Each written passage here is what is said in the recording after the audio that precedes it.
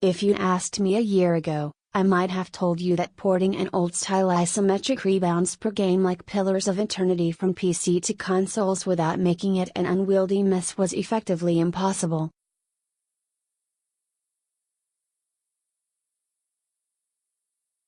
Obsidian Entertainment's incredible adventure draws so heavily from early BioWare RPGs like Baldur's Gate and Icewind that it demands the similar use of a dizzying array of hotkeys, precise mouse clicks, and menus, and that design seemed hopelessly better suited to keyboards than gamepads.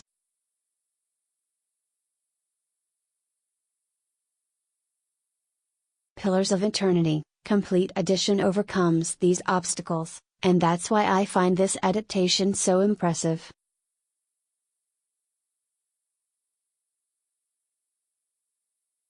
As the name implies, the Complete Edition includes all the content and patches released for the PC version to date, namely the base game from 2015 and the two halves of the underwhelming White March expansion.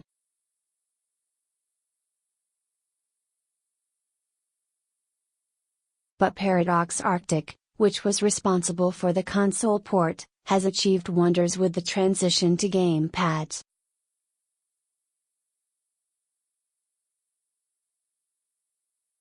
Holding down the left trigger grants access to options like the quest log, leveling menu, and inventory, while squeezing the right trigger opens the menu for combat abilities.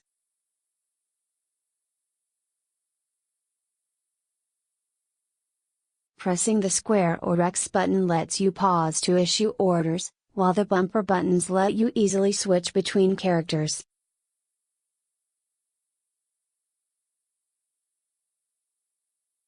Most impressively of all, Pillars automatically highlights whatever you're looking toward so you can easily interact with it.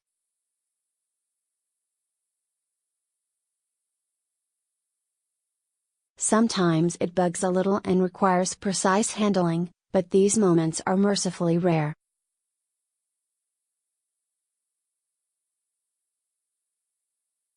Its intuitive control scheme is nothing short of elegant, and it proves that the style of rebounds per game no longer needs to be the stranger to console gamers it once was.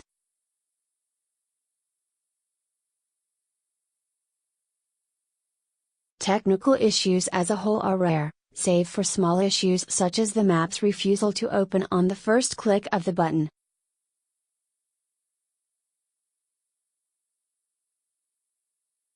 Yet there's another issue that's harder to forgive, and that's why the Complete Edition might as well be subtitled Load Times of Eternity.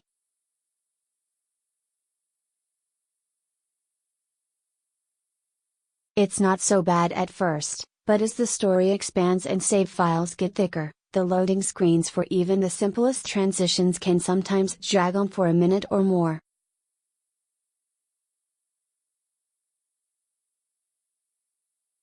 On a couple of occasions, I just shut the game down and restarted, finding that the same load screen worked much more quickly on the second attempt.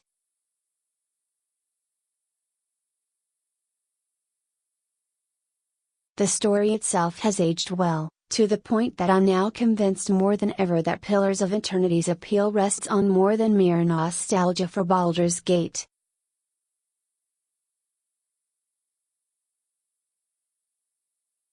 After 2 years, I was a little worried I'd find too many flaws in its sad tale of the wanderers who can't see into the past lives of surrounding people, but I found myself warming to the old locales and personalities as readily as I might would with another spin with Minsc and Boo.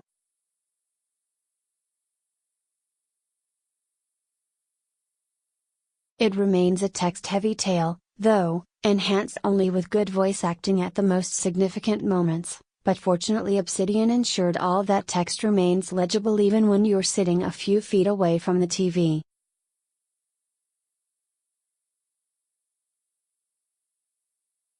It's an rebounds per game that's as rich as any you'll find, and in some cases its sheer depth lets it surpass those with far larger development budgets.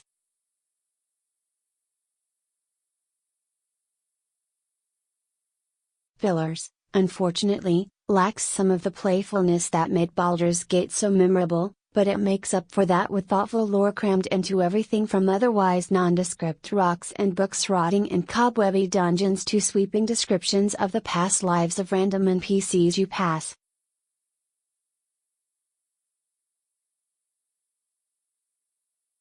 The Watcher, as the hero's known, forms alliances with recruitable party members ranging from mad, Rasputin-like wizards to a pious paladin with an oddly fitting Texas accent.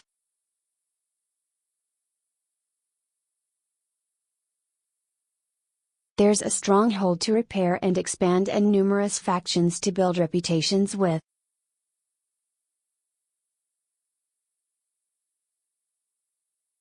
Ask for anything you may want from an old BioWare Dungeons & Dragons rebounds per game and you'll generally find it here, aside from the somewhat regrettable absence of a romance option.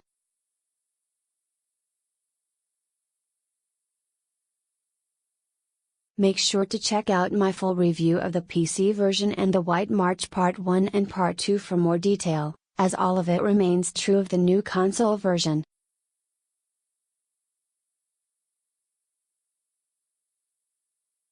On that note, it's nice to see that the complete edition doesn't shy from the PC version's punishing difficulty.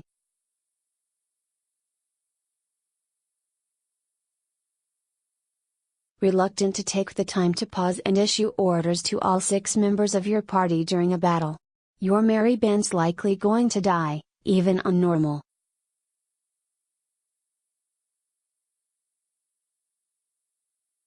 At the same time, Paradox Arctic has made the excellent story accessible to people with no interest in combat via Mass Effect 3 style story mode that trivializes combat and lets you steamroll through most encounters as easily as a dragon might cook a steak.